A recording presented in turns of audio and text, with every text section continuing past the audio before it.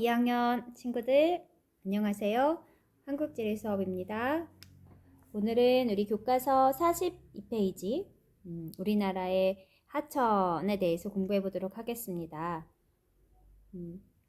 먼저는 우리 하천에 대해서 좀 기본적인 용어를 좀 살펴볼 거고, 두 번째로는 우리나라 하천의 특징, 그리고 세 번째로 우리 하천 지형에 대해서 같이 공부해 보도록 할게요. 자, 여기 있는 요 연구하는 친구처럼 하천 살펴볼 준비 됐나요? 자, 한번 살펴보도록 할게요. 자, 우리나라 하천입니다. 여러분에게 물의 이미지를 보여주기 위해서 선생님이 화면에 물방울을 좀 띄워봤어요. 자, 일단 하천이 무엇이냐? 자, 하천이라고 하는 것. 하는요, 큰 강을 의미합니다. 천은 작은 강을 의미해요.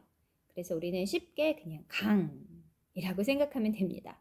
그런데 하천도요, 또 부르는 그런 명칭이 조금씩은 달라요. 그래서 뭐 한강, 낙동강 이런 것처럼 이렇게 강이라는 용어가 들어간 것도 있고, 또 무슨 천 이렇게 중랑천, 뭐 청계천과 같이 이런 천혜라는 글자가 들어간 게 있는데, 여러분 이미지 속에 이 하천에서 강이 들어갔다라고 하면 좀 큰 규모의 하천을 생각하면 좋고, 천이라는 단어가 있으면 좀 작은 하천이라고 생각하면 되겠습니다. 자, 그럼 한강과 중랑천 우리 한번 좀 살펴보도록 할게요. 자, 일단 서울에 살고 있는 여러분들은 이 서울의 중심을 관통하는 큰 강, 한강을 알거나 또는 듣거나 보았을 거라고 생각합니다.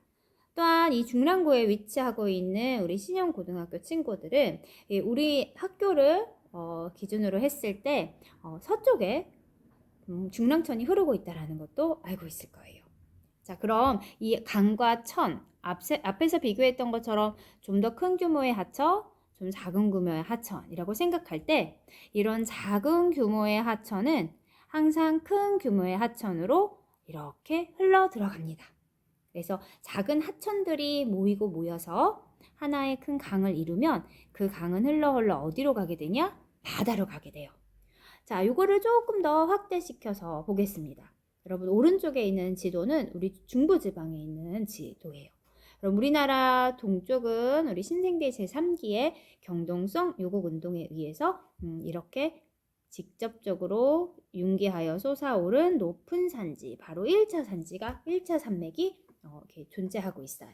그래서 이 높은 산지로부터 출발하는 이 물들이, 하천의 물들이 여러 물줄기들이 모여서 이렇게 하나의 큰 강을 이루어 결국 어디로? 서쪽, 서해 바다로 흘러가게 됩니다. 한강 같은 경우도 북쪽에서 흘러내려오는 북한강과 또 남쪽에서부터 흘러내려오는 남한강이 이렇게 만나, 자, 우리 양수리 또는 두물머리라고 하는 그 지점에서 이렇게 합류하게 돼요. 하천이 서로 합하여져서 하나의 물줄기인 한강으로 이렇게 흘러가게 됩니다. 그래서 이 한강의 한 부분을 여러분 서울에서 볼 수 있을 거고요. 또 한강도 이렇게 흘러가다가 북한에서부터 흘러내려오는 임진강과 합류하여서 결국 최종적으로 서해 바다로 들어가게 됩니다. 그래서 강과 하천의 개념을 여러분들이 조금 이해했으면 좋겠네요. 자, 이제 본격적으로 하천의 기초를 세워보도록 하겠습니다. 기초를 세운다라는 것은 아는 친구들은 쉽게 넘어가면서 그냥 한번 들어보고, 모르는 친구들은 좀 깊이 생각하면서 살펴보면 좋겠어요. 왜? 우리 하천 수업을 하면서 자주 나오는 그러한 단어들, 용어들을 선생님이랑 함께 좀 알아보고 정리하면서 기초를 좀 먼저 세워보려고 합니다. 자, 우리 교과서에 나와 있는 자료예요. 교과서 43페이지의 탐구활동 속에 있는 자료인데, 이 자료를 보면 우리나라의 강들이 이렇게 좀 표현되어 있습니다. 두만강, 압록강, 우리 조금 전에 봤던 한강, 북한강, 남한강, 그리고 이 남쪽에선 금강, 영산강, 섬진강, 낙동강 이런 강들이 이렇게 표현되어 있는 이 지도에 보면 제목에 이렇게 있어요. 우리나라 주요 하계망과 한강 유역이란 단어가 있습니다. 여러분 여기에서 먼저 하계망이라고 하는 단어를 좀 알아보도록 할게요. 자, 하계망이라고 하는 건 하천의 체계, 우리 네트워크라고 생각하면 됩니다. 우리 지금 둘러보면 보이진 않지만 끊임없이 이동통신사의 그러한 여러분에게 이 전파를 보내주기 위한 그런 네트워크들이 이렇게 연결되어 있죠. 하천도 그런 네트워크망처럼 하천과 하천들이 서로 연결되어서 하나의 커다란 체계를 이루고 있습니다. 그래서 조금 큰 강에 해당되는 본류와 작은 천에 해당되는 지류가 이렇게 하계망을 이루면서 어떠하게 우리나라에 구성되어 있는지 보여주는 것. 그것이 이제 하계망의 의미라고 생각하면 좋겠어요. 자, 그 다음 한강 유역이라고 되어 있을 때 유역이란 표현이 있는데 이 유역이라고 하는 건 뭔가 흐르는 물의 구역이라고 생각하면 돼요. 자, 우리 산지 이야기할 때 하천의 일생에 대해서 수업 시간에 얘기를 해줬었는데, 자, 하천은요, 우리 이렇게 옆에서 보이는 지형상 여기가 조금 더 높은 산지, 여기가 조금 더 낮은 평지라고 이야기를 할 때 하천의 출발은 가장 높은 지점에서 출발을 합니다. 자, 여기 육지입니다. 그리고 이거 이제 바다라고 해볼게요. 자, 그래서 왜 가장 높은 부분에서 시작되냐? 사실 하천에서 흐르는 물은 하늘로부터 떨어지는 그러한 강수입니다. 이때는 빗물도 되고 눈물도 되고 자, 이러한 하천의 물들은 하늘로부터 떨어지는 물들이 이렇게 가장 높은 지점에서 닿아서 흘러 모여 계속 경사가 낮은 곳으로 이렇게 흘러가게 됩니다.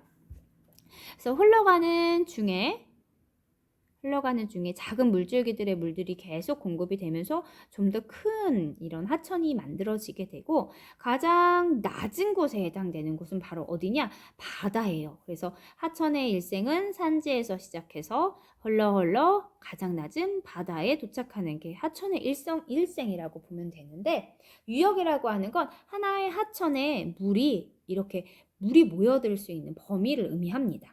지금 한강 유역이라고 했을 때 앞서 설명한 것처럼 북한 강, 남한 강이 흘러 하나의 지점, 두물머리라고 하는 하나의 지점에서 모여 한강이 되어 흘러가죠. 자, 그렇게 되면 북한강이라고 하는 것도 북한강 주변에 있는 산지로부터 물이 끊임없이 유입이 될 거예요. 그 유입되는 물줄기가 낮은 지점을 향해 흘러갈 것이고 또 남한강 역시 높은 산지에서부터 끊임없이 물이 유입되면서 이 남한강이 되어 낮은 곳을 향해 흘러갈 거예요. 그래서 북한강이 모일 수 있는 유역, 남한강이 모일 수 있는 유역, 그 물들이 모여서 한강에 흐르는 물로 모여드는 범위, 유역이 결정이 되는 겁니다. 그래서 유역의 개념은 이런 뜻이라고 보면 돼요. 자, 여러분 나누어졌던 티끌모아 태산 프린트에 있는 순서대로 한 번 더 이렇게 보면 자, 기초 세우기 용어 정리. 첫 번째 유역. 방금 전에 설명했던 것처럼 하천으로부터 이렇게 모여드는 물의 범위. 하천으로 빗물이 모여드는 범위로 유역이라고 한다. 자, 두 번째는 분수계라는 또 표현이 나올 거예요. 자, 분수계라는 거, 우리 주변에 아름다운 분수를 의미하는 게 아니고, 자, 분이라고 하는 건 나눈다라는 한자입니다. 그래서 물을 나누는 경계를 의미하는 거예요. 예를 들어서 지금 이 그림상에서 가장 높은 지점에 해당되는 것이 결국 분수계라고 보면 돼요. 왜냐면 가장 높은 곳으로 빗물이 떨어졌을 때 경계가 되어 흘러가게 됩니다. 흘러 모이게 되죠. 그래서 A라고 하는 하천은 가장 높은 지점, 이 분수계를 경계로 해서 물이 모여들고 그 모여드는 물의 범위를 우리 유역이라고 부르죠. 그래서 A 합천의 유역이라고 볼 수 있어요. 자, 지금 오른쪽에 있는 자료, 우리나라 영남지방을 이렇게 확대해 놓은 지도인데 이 지도에서 흘러가는 요 나 지점 같은 경우, 나의 요 하천은 우리 이제 다음 시간에 해안지형 공부할 때 나오는 낙동강 하류에 있는 낙동강 삼각주가 이렇게 표현되어 있는 곳인데 이 낙동강도 여러 개의 작은 하천들이 물이 이렇게 모여서 합류하여 흘러가는 우리나라에서 남한에서 가장 긴 강이고 가장 큰 강이 됩니다. 자, 이 낙동강도 가장 산지 쪽에서부터 분수계로부터 물이 공급 모이고 모여서 작은 하천들이 되어 흘러 낙동강이라고 하는 하나의 큰 강을 이루고 결국 요 남해 바다로 흘러가게 되는 그러한 경계를 갖게 되네요. 자, 세 번째, 우리 하도라는 표현도 알아볼게요. 하도, 도는요, 길을 의미합니다. 그래서 하천의 길이라고 생각하면 돼요. 그래서 표현은 하도라고도 하지만 유로라는 표현도 씁니다. 왜냐면 하천은 흘러가기 때문에 흐르는 물길이라고 해서 유로라는 표현도 씁니다. 이런 뜻을 가지고 있다라는 거. 또 네 번째, 하계망은 앞에서 얘기했던 것처럼 하천 유역에서 분류와 지류가 이루는 하천길의 네트워크 체계라고 생각하면 되고, 선생님 저 본류가 좀 헷갈려요. 선생님 전 지류가 헷갈려요 라고 생각하면, 본류라고 하는 거는 정말 크게 이루는 하나의 강, 한강처럼 이것을 우리 본류라고 하고, 자, 선생님 이렇게 좀 써줄게요. 본류, 예를 들어 한강이라고 볼 수 있고, 지류는 가지를 의미해요.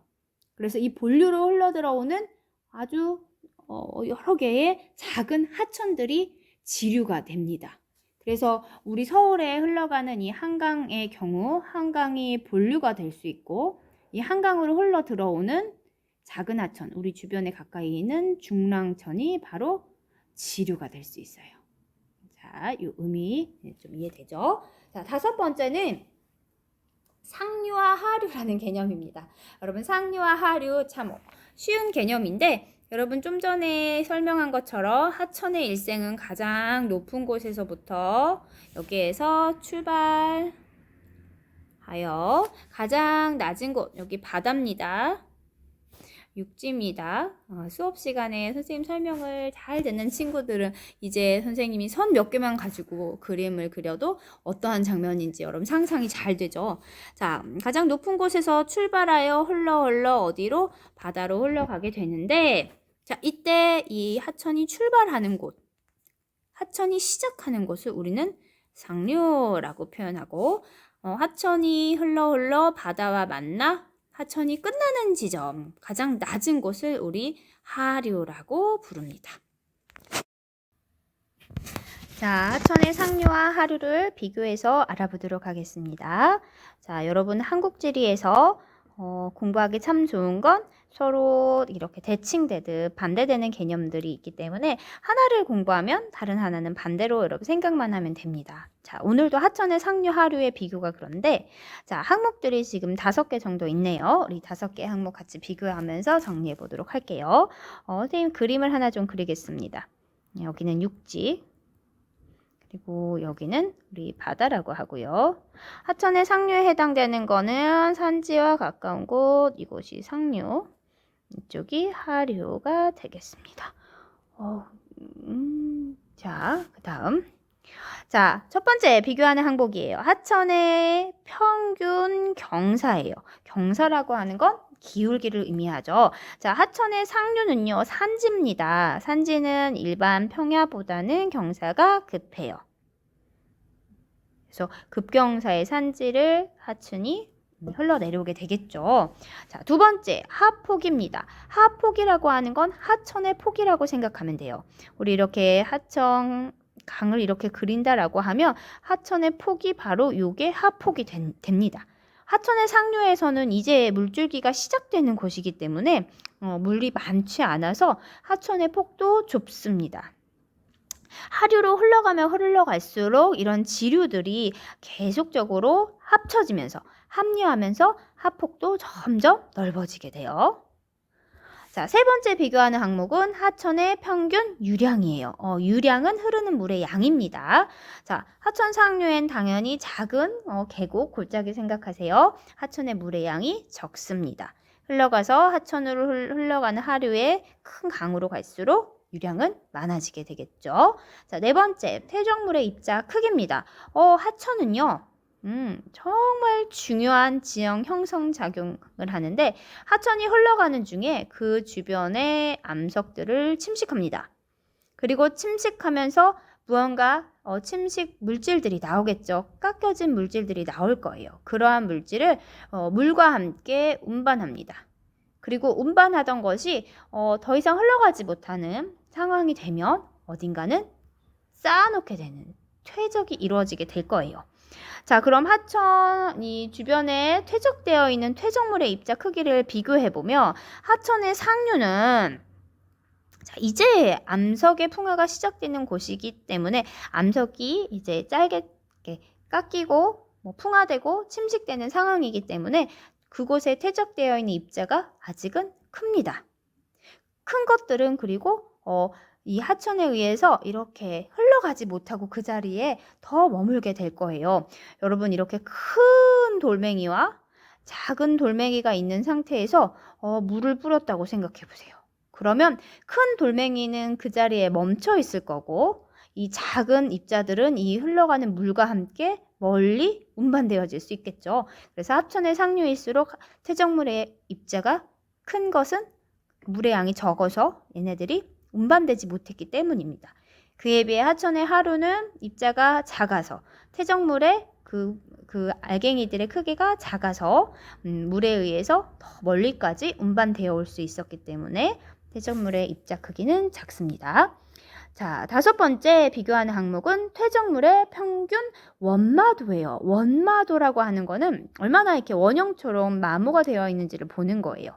자, 하천의 상류에서는요, 만들어진 이 암석이요, 일단 커다란 돌에서부터 이렇게 쪼개져 나온 상태이기 때문에 이렇게 각이 져 있는 그러한 퇴적물들이 있어요. 얘네들이 시간이 지나서 하천에 의해 흘러 떼굴떼굴 구르다 보면 이렇게 각진 부분이 둥글둥글하게 깎이게 되겠죠. 마모가 될 거예요. 그래서 하천의 상류는 퇴적물의 평균 원마도가 낮습니다. 그만큼 퇴적물이 이렇게 뾰족뾰족하다라는 걸 의미하고 해천의 하류로 갈수록 원마도는 높아집니다. 이렇게 하천의 상류와 하류에 있어서의 비교를 함께 해봤어요.